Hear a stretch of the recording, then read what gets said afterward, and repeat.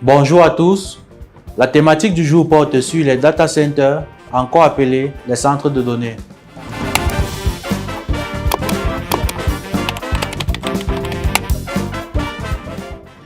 C'est quoi un data center? Un data center, c'est un bâtiment ou alors une infrastructure regroupant l'ensemble des composants d'un système d'information.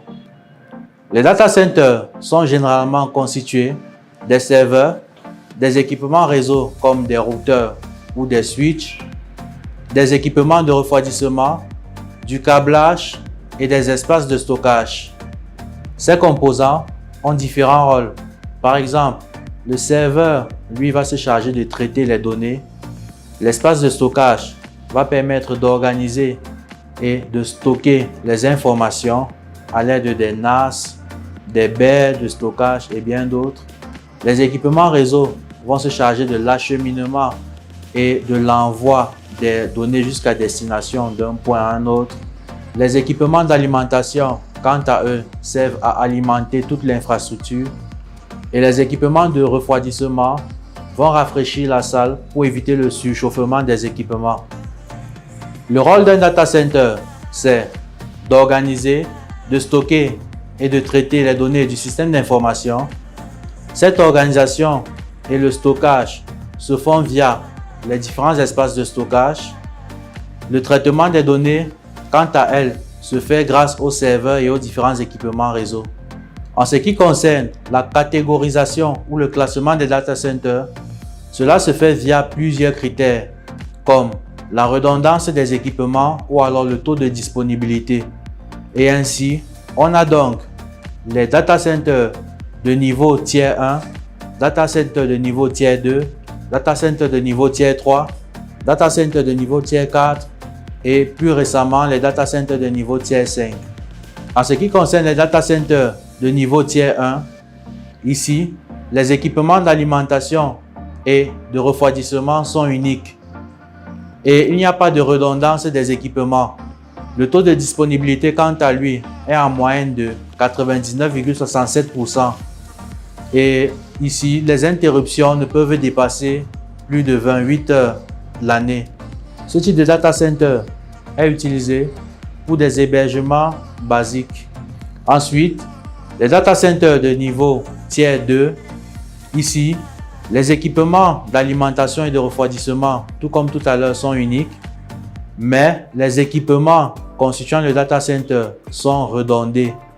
Le taux de disponibilité ici, quant à lui, est en moyenne de 99,75% et l'interruption ne peut se faire à plus de 22,2 heures l'année. Ce type de data center peut être tout comme le premier utilisé pour des hébergements basiques, mais aussi pour des hébergements nécessitant une disponibilité un peu plus élevée. Pour ce qui est des data centers de niveau tier 3, nous avons plusieurs équipements d'alimentation et de refroidissement et les équipements réseau sont aussi redondés. Ici, le taux de disponibilité avoisine les 99,982% et le temps d'indisponibilité ne dépasse généralement pas les 1h30 par an.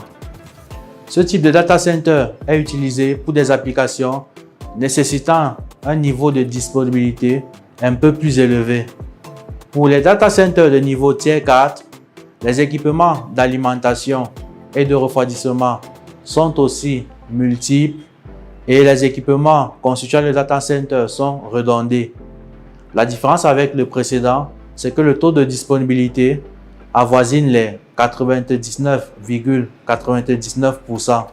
L'indisponibilité annuelle pour ce type de data center avoisine généralement la demi-heure par an et elle est utilisée pour des applications nécessitant une très haute disponibilité.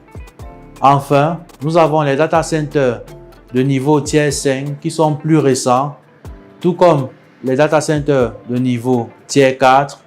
Ils offrent une multitude d'équipements d'alimentation et de refroidissement et tous les équipements constituant le data center sont redondés. En plus de cela, nous avons des systèmes de détection de pollution de l'atmosphère, des systèmes de détection et de sécurisation des racks et bien d'autres systèmes qui améliore davantage la sécurité des serveurs et de l'environnement. Ce type de data center offre donc une disponibilité optimale et est donc utilisé pour des applications sensibles aux interruptions. Nous sommes arrivés au terme de notre présentation. Nous vous remercions pour votre aimable attention et n'hésitez surtout pas à laisser des commentaires, à liker, à partager et à vous abonner. À la prochaine!